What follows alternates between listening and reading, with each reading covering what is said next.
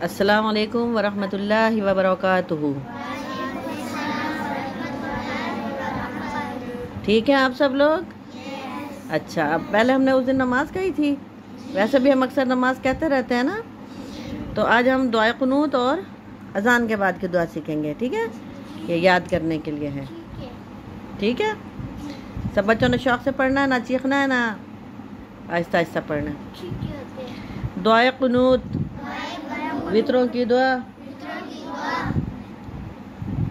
अल्लाहुम्मा इन्ना नस्तईनुका व नस्तगफिरुका व नुअमिनु बिका व नतवक्कलु अलैका व नुस्नी अलैकल खैर व नशकुरुका वला नकफुरुका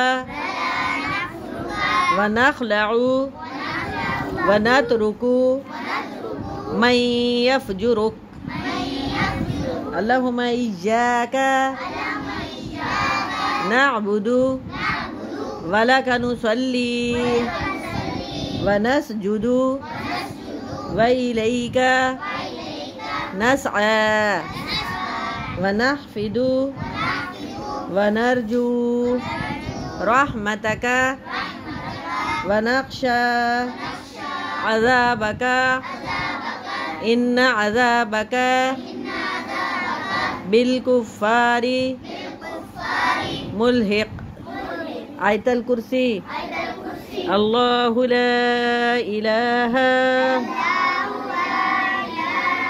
इल्ला हू अल हय्युल क़य्यूम ला तअख़ुज़ुहु सिनतुन वला नौम लहू मा फिस समावाति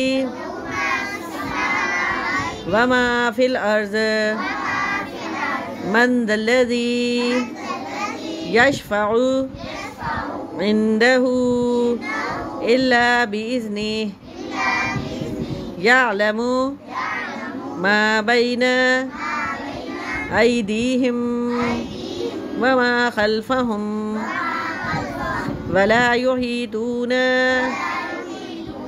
बिशैइन मिन इल्मिही इल्ला बिमा शाअ वसिअ कुर्सियुहु समावाति वल अर्ज़ वला यऊदुहु हिफ्ज़ुहुमा व हुवल अलियुल अज़ीम।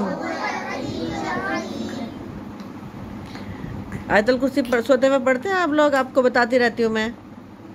हैं, सोते हुए कौन कौन पढ़ता है? पढ़ते हैं?